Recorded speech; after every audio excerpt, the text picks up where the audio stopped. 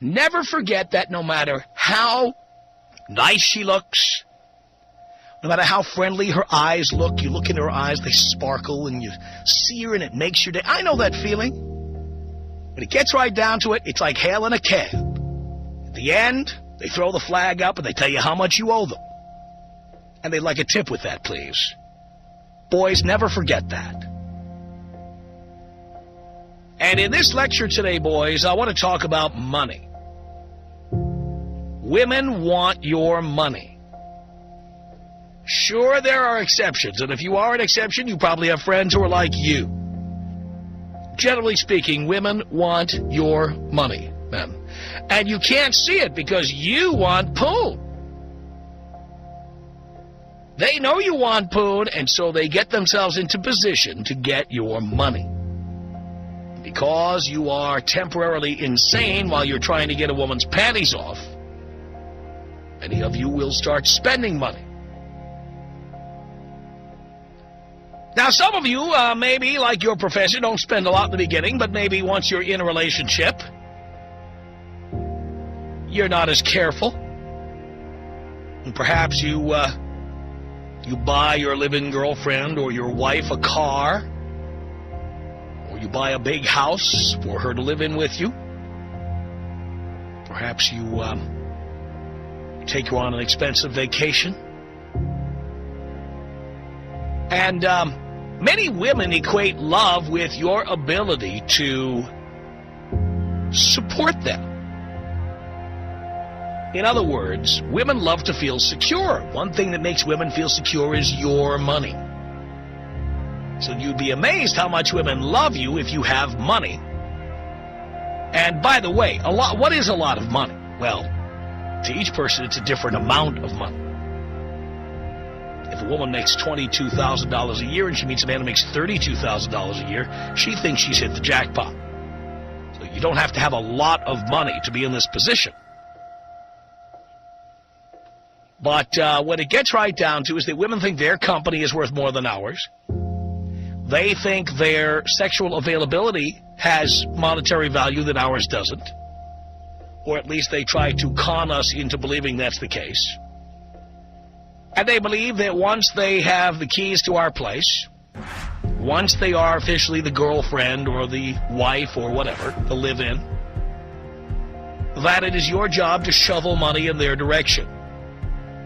And in many cases, their love is directly correlated to how well you are able to support the enterprise. Whether it be a relationship, whether it be a live-in relationship, whether it be a marriage, whether it be a marriage with kids, whether it be a live-in relationship with kids. It's amazing how much a woman's love has to do with how well you support the family. It's amazing how many women stop loving you if you are unable to work or depressed or, in some cases, unwilling to work for a period of time. Amazing how many of these women who, quote-unquote, love you suddenly stop loving. Now, boys, I've been married and divorced 4 times, and I've had other relationships as well. So I'm going to tell you that when you fall in love, you can't see this. Let me tell you what the other end is like when you get out.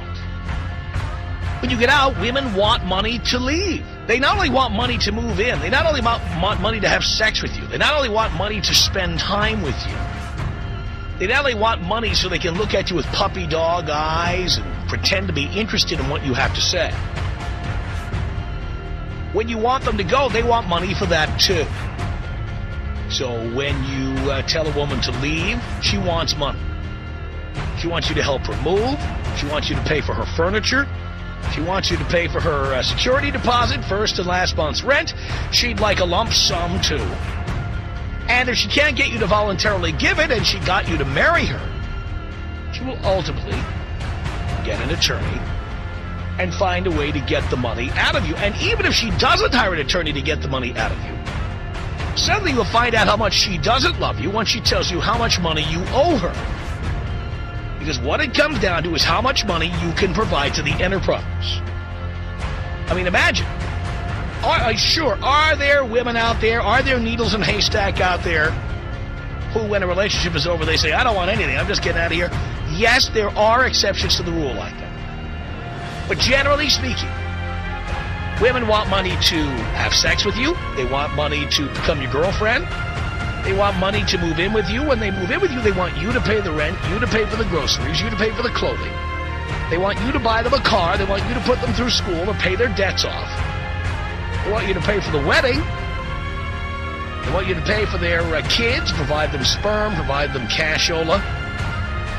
And then when you want them to leave, they want you to pay them to leave. That's the way this works. And the reason I have been having this on my mind is because I was thinking back on a previous relationship with someone who was funny and lit up my life just to see her come into the room. She was fun, she was funny, she was energetic, she was wonderful. And it wasn't until she left and told me how much money she thought she ought to get that I realized there was no love going on there at all. It was just somebody who wanted money. And her love was directly proportional to how much money I would provide. Amazingly, after she was gone, the number of phone calls deteriorated, the number of encounters in person deteriorated. And most of the phone calls centered around money. How much she had, how much she needed, how much I ought to send over there. It was all about the money. And you know, when you spend time with somebody and you think you love them and they think, or they let you think that they love you, you find out how much they don't love you later on when it's over, and then they tell you how much money you owe them for the experience. I was once with somebody who I told, hey, you know what, I don't think this relationship's working out. We've got different values. It isn't happening. I'd like out. And all of a sudden it turned from love to, here's how much money I want. But it can be quite an empty feeling when you find out how somebody just wanted money. Oh, yes, they loved you while they were there. And oh, yes, they acted like they loved you. Oh, yes, they took lots of photographs of the two of you together and everything, and it looked like you had all this fun. But the reality is, underlying it all, they want money.